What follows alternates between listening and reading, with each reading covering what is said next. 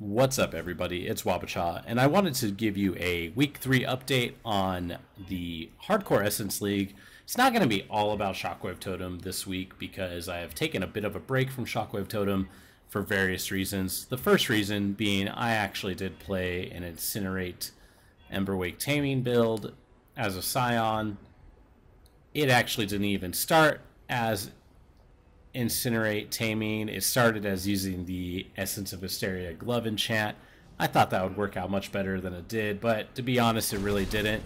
I feel like Essence of Insanity is actually a much better enchant for Incinerate because it's not affected by damage effectiveness the way Essence of Hysteria is. But that didn't really work out, and I'm not really feeling it, even though I've done other things to try to actually work around it. And the other thing that I did this week, and don't tell anybody, even though I'm telling you all, I've actually been playing some World of Warcraft because I actually do really enjoy Legion, and World of Warcraft definitely gives me a feeling that I don't get in Path of Exile of community and playing with other players. But I digress. Let's go ahead and get back on track with the Hierophant Shockwave Totem build. A lot has changed since then. We have gotten our final 2 Ascendancy points. So we picked up Ritual of Awakening. Because of this, this has allowed me to drop Ancestral Bond. And I'm going to be changing this part of the tree as soon as I can. Just because Faith and Steel and Sovereignty become not very efficient. But the thing about having 3 totems is that it's not really that much of a DPS increase. It's maybe like 15 to 20% overall. And to be completely honest, I think it's not going to shine that much until I'm able to pick up a 6th link. And once we do pick up a 6th link, then we'll be able to start like really seeing the benefit of having 3 totems. And I'm really just kind of thinking about the fact that I'm going to be using things like Poison Gem for the Shaper encounter. And then when I'm doing other encounters, I could easily switch it to something else, just depending if it's a Shadowrune's Wrappings or a Solaris Lorica. As we all know, coloring a Solaris Lorica can be pretty difficult. And just real quick, I'm doing tier 12, tier 13 maps very easily right now. So if anyone says you can't do that high of maps with a Solaris Lorica, this video can be your reference video, and I'm doing it right now and I'm perfectly fine. But again, having 3 totems, while great, I just don't think it's going to shine until I get a 6th link, so I can use the Poison Support Gem. And the other thing that I want to do now that I have 3 totems, and just Ritual of Awakening in general, and it's actually kind of revolving around the whole idea of maximizing your single target damage. And, most people could argue that if there's anything lacking for Shockwave Totem, it's your single target. And Ritual of Awakening actually gives you the opportunity to do that on your own. And you do this because Ancestral Bond made it to where you could no longer deal damage on your own. However, with Ritual of Awakening, it does not have that modifier on it. So you can deal damage on your own. So because of this, I'm going to be using a Bladefall setup. Now, the Bladefall setup is going to be Bladefall, Spell Echo, Increased Critical Strikes, and Poison. The 4th link doesn't necessarily have to be Poison. It could be a number of other things. It could be Culling Strike. It could honestly be whatever you want. But I think what is going on here with doing this build, and this is actually something that I was thinking about a long time ago in a podcast. I can't remember if it was in a What's Up Ray class or if it was in another one. But Noogie had mentioned there might be a point where you could play a totem build with Ritual of Awakening, and then you could deal damage on your own. And I just realized that I could do this today. Obviously, I'm going to have to move some gems around, and I'm going to have to, kind of determine what I could drop in order to get at least a 4-link setup for Bladefall.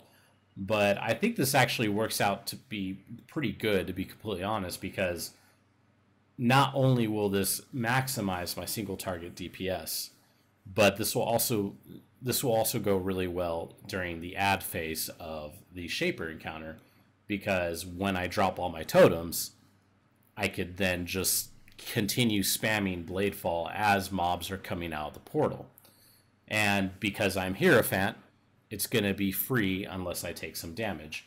And even at that, it's a 4-linked Bladefall setup, and I'm going to have plenty of regen that I could kind of sustain it for a minute. So it's going to work out pretty well. And on top of that, with the totems, since I use Shaman's Dominion, I get 100% global crit chance whenever I actually summon a totem. So after I place down my totems, I will have more crit on my Bladefall. So it's just kind of like a nice thing that I could add to maximize my damage, and I could throw a little bit of utility in there. I could throw a Life Leech gem in there. I could throw a Power Charge on crit in there. Honestly, I'm thinking about the Power Charge on crit more often than not, because I would love to drop Orb of Storms just for this reason alone. But what I'm getting at here is that you have this opportunity to maximize damage for this Hierophant Shockwave Totem build, something that you generally didn't really have a choice before. You couldn't even do it, but now you can. So, and I actually am thinking about using this in my mapping setup right now, and especially having things like Culling Strike in there will definitely help out quite a bit, because having Culling Strike on command is pretty cool. Other things going on, I've actually been able to do a lot of maps. Man, this video, this. So I'm gonna be real with you guys right now. Okay. Usually I wouldn't include stuff like this in my videos. I actually recorded this video, and the audio came out so janky.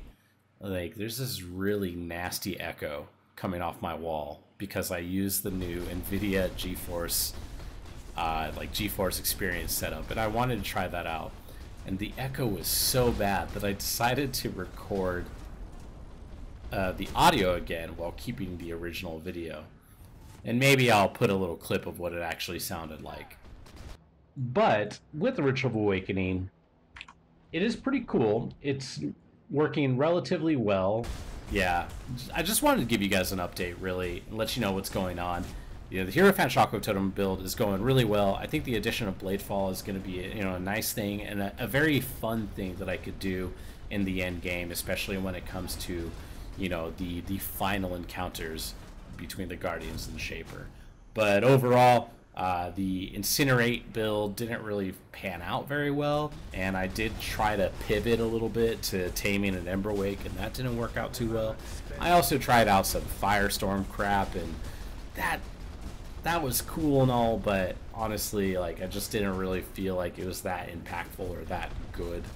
So I wasn't really into that. And then also the fact that I want to play some WoW too, because like I said, I don't really get to play with a group in Path of Exile a lot, and that's obviously a big thing in World of Warcraft. It's just the ability to raid and do end-game content and whatnot, and I'm really looking forward to that.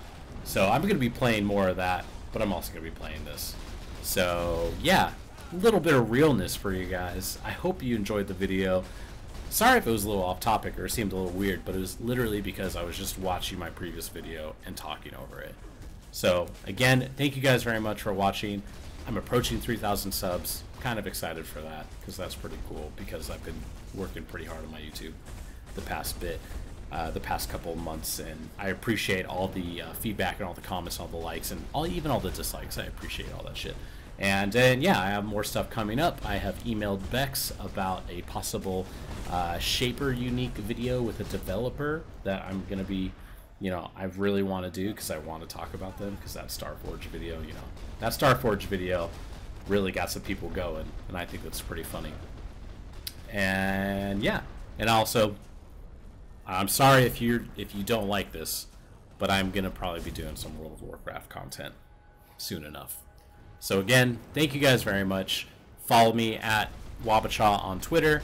You can check out my stream, twitch.tv/Wabachaw. I usually stream about twice a day. Not twice a day, twice a week, usually, hopefully more, depending on, how well things go. And yeah, share this video, give it a thumbs up, leave a comment down below. Yeah. Thank you very much. Have a good one.